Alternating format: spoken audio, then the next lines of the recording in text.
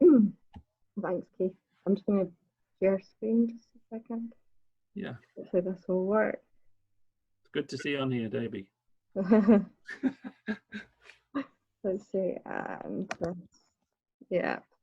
So yes, hi, I'm Debbie. I live in Scotland. I work for Theatre Trust for a project called Gig Buddies, which is where we match up people with a learning disability with local volunteers to get out to gigs. And also I have a 20-year-old son called Aiden who is autistic and has a learning disability. We've had quite a varied experience with self-directed support. When, I think maybe around about 2015 or 16 was when we first started getting a direct payment. It seemed fantastic at the time to think that we were just going to be given money and we could choose who we wanted to support Aiden. And because it was quite a small package, it was really easy to manage. I think we had 4 hours a week, and that worked quite well until we started having more challenges at home, and I was looking to get extra support and wasn't getting it. And it was at that point I actually joined Partners in Policy Making, which is a leadership and development programme for self-advocates and parents of children with disabilities. And whilst I was there, I learned a lot about self-directed support, and we had lots of good speakers coming in and sharing their stories and good practices. And I was able to take that back to challenge our local authority because they weren't meeting our needs. And as it turned out, we weren't getting the budget that we were entitled to. They had given us something like 1/3 of the budget because they felt that we didn't need the full budget. So after I found out that, I was quite upset, and I got another assessment, and then from that we were able to use self-directed support exactly in the way that it's intended. You know, me sitting down with our social worker, working out our budget step by step, going through it all, and by the end of that we had everything we needed, and life was really good. That was option 4. We were getting a direct payment, and the local authority were arranging and providing support through transport. And yeah, it was a really good period for that time, but that wasn't really to last, because as Aiden developed through puberty, the challenges increased and I needed extra support, which initially I got through an increased direct payment. So I had then the ability to employ another personal assistant, but unfortunately Aiden ended up becoming illegally excluded from school, and it was supposed to just be for 3 days, but it ended up being a full exclusion. And at that time I was given a direct payment to cover 45 hours a week, and that initially that seemed great because I was able to choose the support and I was absolutely in control of it, but it was quite difficult to be a team manager of four or 5 people. Yeah, so during that time, I think I was only doing that for 6 months, and that really took its toll on me, on my health mentally. And that's when we decided that we needed to look at option 2.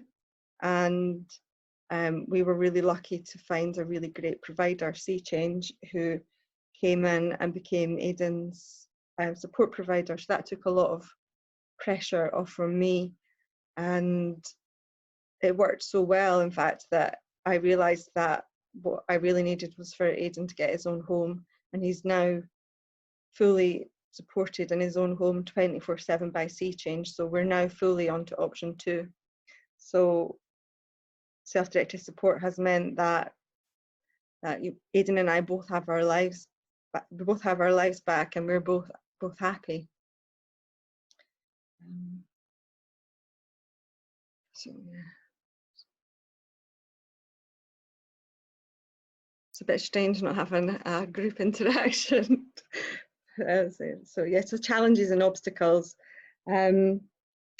the challenges and obstacles that we faced were initially, especially in the beginning, the local authority didn't seem to really understand themselves what self-directed support was, and there was a real battle trying to just get the most basic things. Like the biggest argument, it was an argument, it was a battle, was to get transport provided to so that Aiden's dad, who didn't live with us, could help provide more support. And that was a real battle to get them to understand how that was what we needed, because I just kept coming up against, that's not what we do, that's, you've got a mobility car, you're not entitled to help with transport. And after I had my next assessment, after I'd been to Partners in Policymaking, I was able to prove to them and prove cost-wise how it was the most cost-efficient way to provide the support that we needed. One of the other challenges that I found during all of it was being a team leader, being in charge of people, the recruitment, the training, paperwork. I don't think that's acknowledged enough about the stress and the strain that can get put on a family, even though they're in control and there's so much positivity. It's almost like you're just left to get on with it, and especially when you have a larger package, it can be really, really difficult and really draining. It really affected my mental and physical health. And the other difficulty was sourcing things like respite and things for Aiden, because it was really hard to have a respite provider who would provide 2-to-1 support. And it felt like I had a really good social worker by that point, and she was helping too, but between us we were both actively seeking to find the right provider, and that was pretty exhausting and worrying. We're missing out half those notes, but it doesn't matter. So how has it worked out? Well, since we've, I would say, recovered from the trauma of Aiden's exclusion and what we went through being a full-time team leader alongside being Aiden's main carer at home, since then it's worked out fantastically. We were really lucky with our provider, Sea Change, who came along, and they started really slowly, and they got to know Aiden, and he went from being excluded and having to be kept in and managed constantly to they built up a team around him who got to know him and started taking small risks to get Aiden out and about doing the things that he enjoyed. And I think that the biggest thing was he went to a short college course on photography, and that seemed to be a real turning point for Aiden.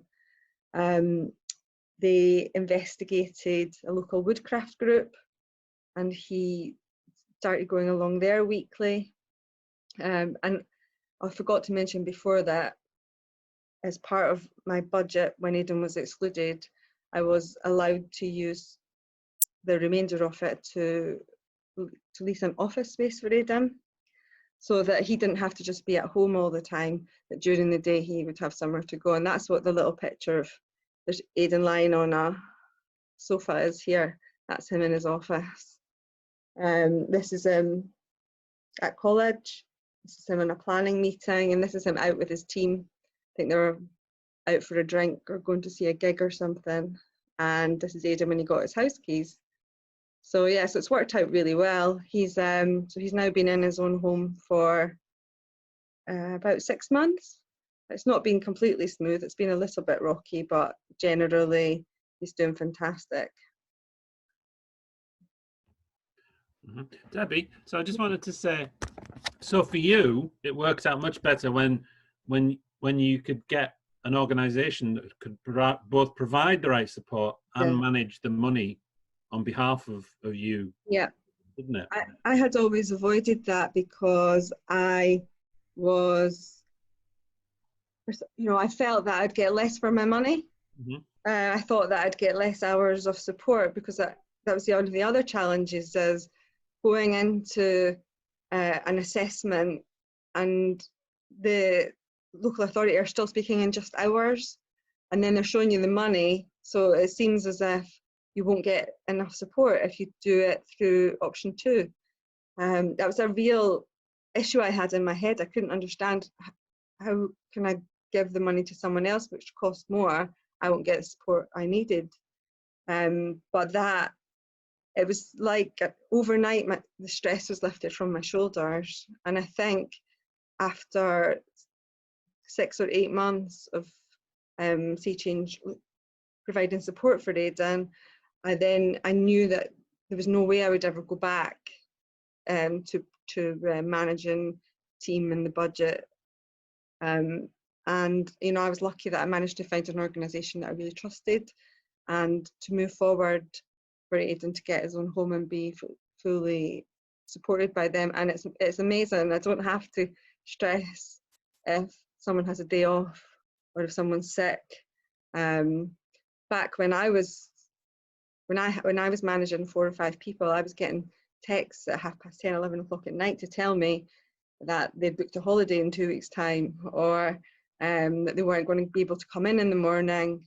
And then it was left up to me to cover so many of the shifts during those months. I had to always be the second person at least 2 or 3 times a week. And that was exhausting. Now I don't have to think about it. It seems a bit melodramatic maybe, but I think it saved my life. I think it saved our family for sure. We wouldn't be here without that support from them. I don't know if there's any other questions. I can't see. So I'll just move forward. Yeah. Hopes for the future for people directing their own support. On a personally for Aiden, I wish we could have greater security, because I should be really happy that we are where we are and that Aiden has his own home, great team. He's not too far from me, but I'm still scared. I'm scared that something will go wrong and Aiden would end up in hospital, which has been a real, say threat, but it's been a real possibility in the past, and that terrifies me. And also, if any of the support was reduced, what would that mean? So my hopes would be that there would be some way that I and Aiden and anyone who requires self-directed support could have some security and stability, and to know that no one was going to take it from them. So this is just Aiden. These have been taken over the last year. This is Aiden with one of his newest support workers, out seeing horses. This is Aiden at college. It's Burns night in his little office, and the bottom ones are all just getting out to gigs. It's a very busy social life. One piece of advice for European colleagues would be to provide lots of positive examples of self-directed support how it can work well, because I don't think it was until I went to Partners in Policy Making where I was lucky enough to have speakers come along sharing good practice and their own personal examples of what has happened, even the negatives. But it was hearing those real experiences that made a difference for me and gave me the strength and the confidence to challenge the local authority when they couldn't understand why I would want what I was asking for, and why they would have to tell me things like my budget. They didn't want to tell me in the beginning because they didn't see what that was to do with me. So I think having those really good examples, if everyone could access them, I think it would make it a lot more understandable for everyone. That's me. Thanks, Debbie. Can I was just going to ask if the current pandemic has had any impact on how things are currently with you. Have you been able to maintain everything? I've been, again, really lucky. I think obviously it depends on who the provider is and their situation. But for us, Initially, what I was doing was going to see Aiden about once a week, but trying to keep a little bit of a distance, because I thought he won't cope if he doesn't see me. And then there was one of the members of staff had to self-isolate, and so other two members of staff made a decision that they would both do 3 days on, 3 days off, and that's what they have been doing, and it's been working really well. I do feel guilty. There's part of me that feels like I should be there doing that, but they are, they're happy to be doing it. Well, happy, obviously, not happy, but they are doing it, and they are. Yeah, and whenever I say that to them, they say that they're doing it for themselves. And whilst I get that, I'm still really, really grateful. So it's a real weight off my mind. And I think everyone is quite surprised about how well Aiden has taken it, and how, so he's in his house pretty much all the time, just with the same people. I think it's brought this real stability and routine for him, and he seems to be really enjoying it. So yeah. It's been okay. Really surprising, because a few weeks ago I wouldn't have been saying this. I'd have been sharing how scared I was and worried that everything was going to collapse now. But yeah, I think just maybe we'll get through it. Yeah, no, that's great, isn't it? It's great about the things that happen that we don't expect, that are positive, but also it's just so fantastic the way that people are able to bring that flexibility into their work. Yeah. And to provide that stability for. Yeah. I think it's that building those relationships in the team, because going way back after Aiden had been excluded, he was on his own all the time, and the local authority had said there was a high risk for Aiden going out in public, and he hadn't seen any of his school friends, which was all making it exasperating the issues for Aiden, because all he wants is friends and to be with his friends.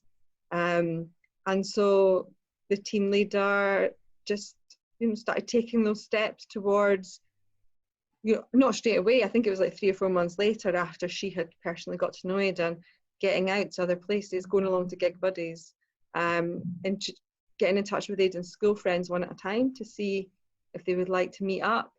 And some of the photos I shared there were of Aiden going on a camping trip with his school friends.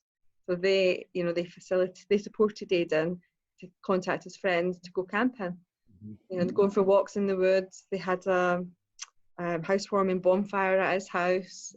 So they're on that until before the lockdown, they were actively helping Aiden to keep in touch with his friends. Thanks, Debbie.